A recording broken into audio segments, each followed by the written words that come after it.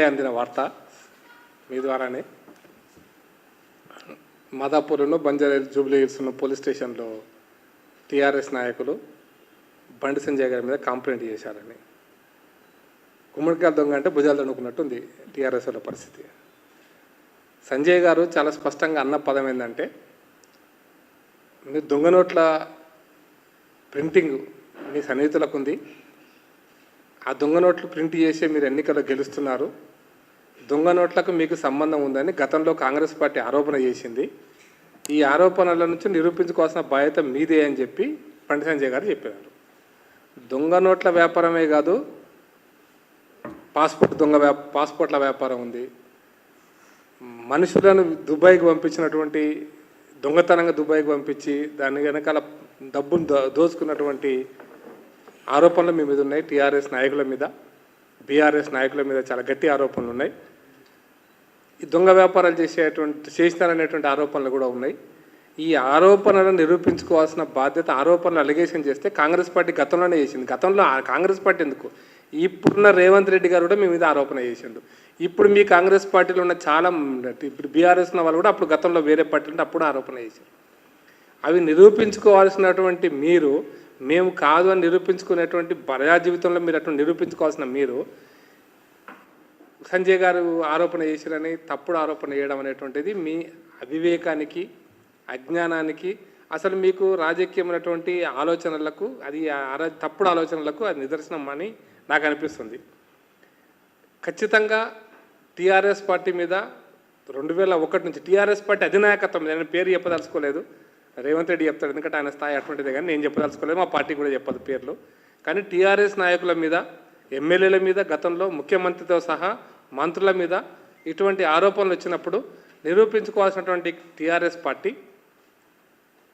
నిరూపించుకోవడం పక్కన పెట్టేసి గుమ్మడికాయ దొంగట భుజాలు అడుగుకున్నట్టుగా సంజయ్ ఇట్లా అంటాడా, ఆయన కేంద్ర మంత్రి కదా, ఎంక్వైరీ చేయించుకోవచ్చు కదా, ఎంక్వైరీ చేయొచ్చు కదా అని. అరే ఎంక్వైరీ, నేను సంజయ్ గారు చెప్పింది ఏంది, గత ప్రభుత్వంలో కాంగ్రెస్ పార్టీ నాయకులు అన్నటువంటి ఆరోపణలను మీ మీద ఆరోపణ చేస్తే దానికి ఇప్పుడు ఎంక్వైరీ చేయొచ్చు కదా అంటే సంజయ్ గారు హోమ్ మినిస్టరు, చలో ఇప్పుడు కూడా నేను టీఆర్ఎస్ నేను ఛాలెంజ్ చేస్తున్నా, మీరు ఒక అప్లికేషన్ అప్పుడు కూడా మీరు ఇచ్చారు, ఈరోజు సిబిఐకి ఇవ్వండి, మీ మీద మీరే ఎంక్వైరీ చేసుకోవడానికి సిబిఐకి మీరు ఇవ్వండి, తప్పకుండా ఎంక్వైరీ చేపిస్తాం.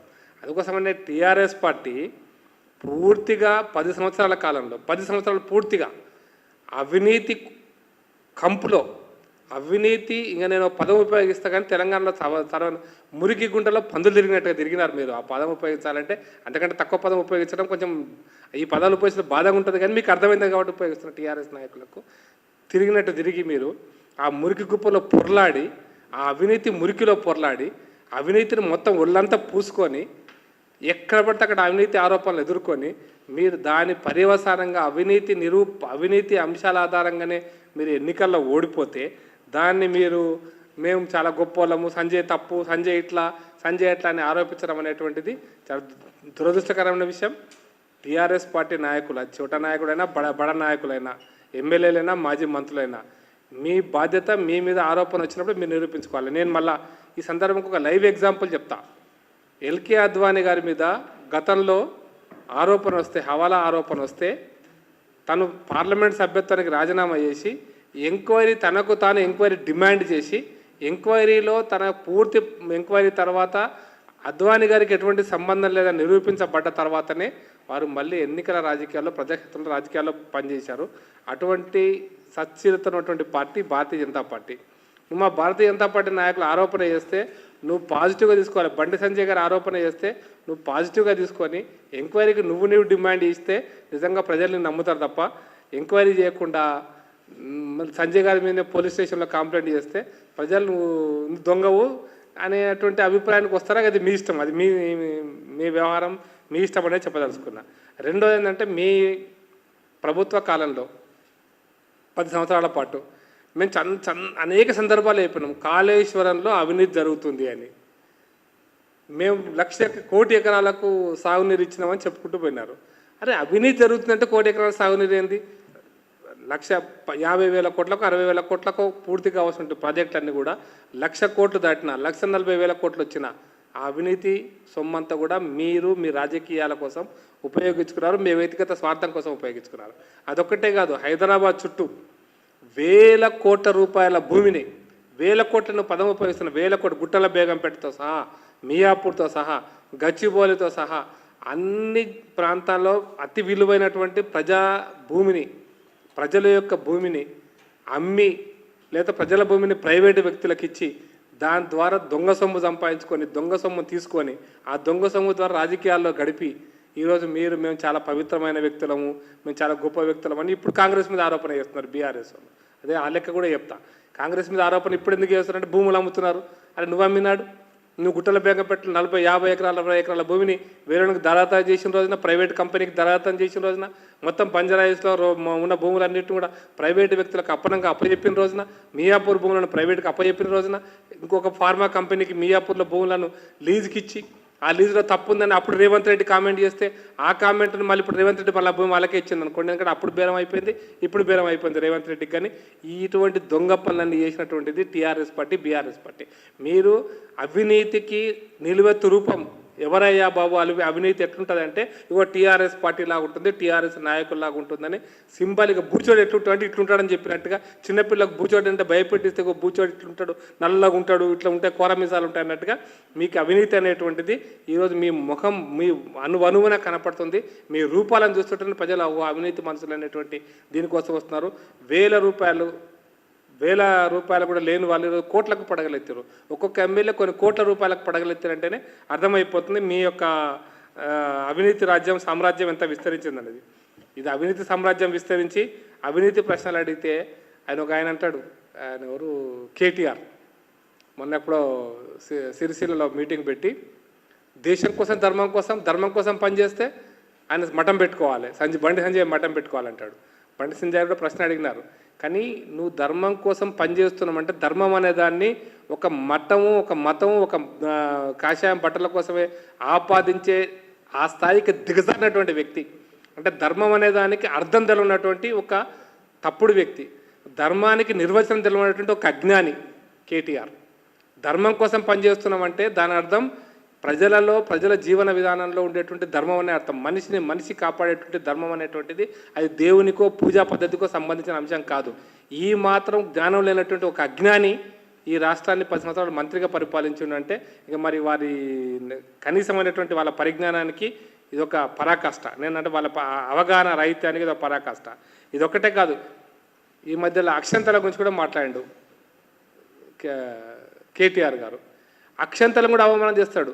అయితే ఈ దురదృష్టకరమైన విషయం ఏంటంటే బీఆర్ఎస్ పార్టీ ఎప్పుడైతే హిందూ దేవుళ్ళు, హిందూ దేవతలు లేదా హిందూ విశ్వాసాలు, హిందువుల నమ్మకాలు వీటి మీద ఎప్పుడైతే ప్రజలపై చర్చ జరుగుతుందో వాటిని అవమానం చేసే ప్రయత్నం చేస్తాడు.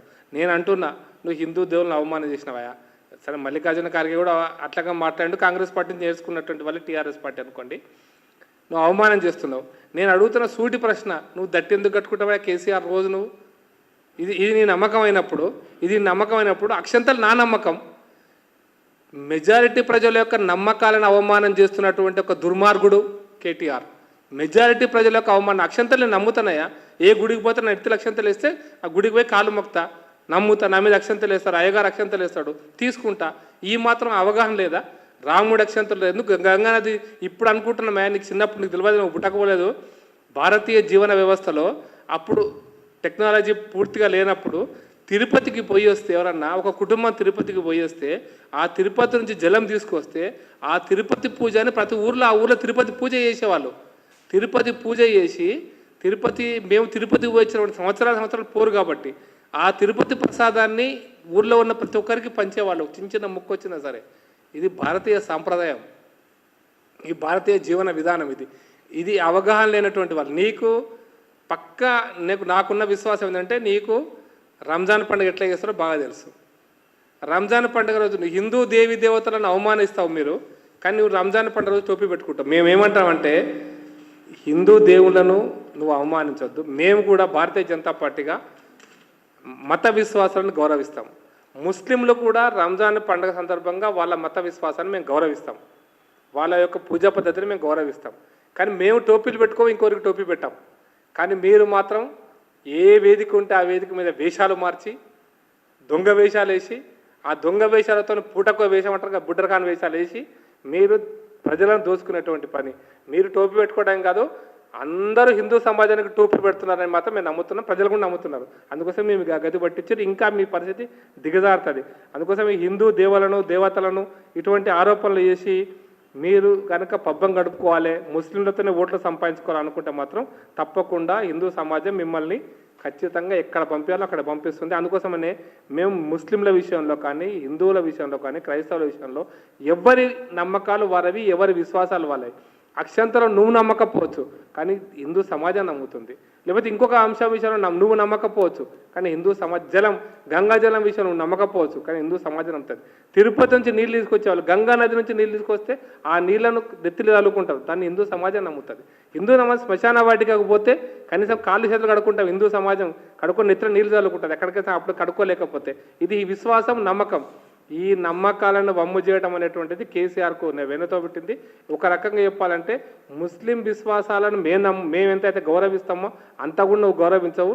నీకు కావాల్సింది ఎన్నికలు, ఓట్లు. కాబట్టి ఈ ఓట్ల కోసం నువ్వు ఏ స్థాయికైనా దిగజారుతావు కాబట్టి నువ్వు ఈ స్థాయిలో దిగజారుతున్నావు. అందుకోసమనే ఈ మధ్యకాలంలో నిన్న మొన్న కేటీఆర్ గారు పార్టీ తరఫున, టీఆర్ఎస్ పార్టీ తరఫున చెన్నై పోయినాడు. చెన్నైలో పాపం ఇప్పుడున్న రేవంత్ రెడ్డి గారు రాష్ట్ర ముఖ్యమంత్రి గారు పక్కన ఆయనతో పాటు స్టాలిన్ గారితో సన్మానం చేయించుకున్నారు. నేను మళ్ళీ చేస్తున్న ప్రశ్న, మళ్ళీ సూటి ప్రశ్న, ఈరోజు దేశంలో తెలంగాణకు అన్యాయం జరుగుతుందనో, తెలంగాణ సీట్లు తగ్గుతాయనో, లేకపోతే ఇంకో అంశం మీదనో కేటీ గారు మాట్లాడుతుండంటే దయ్యాలు వేదాలు చెప్పినట్టే అనుకుంటా. తెలంగాణలో 10 సంవత్సరాలు ముంచి తెలంగాణ ప్రజలను 10 సంవత్సరాల పాటు తెలంగాణ ప్రజల యొక్క జీవన వ్యవస్థను పూర్తిగా అస్తవ్యస్తం చేసి తెలంగాణ అప్పులపాలు చేసి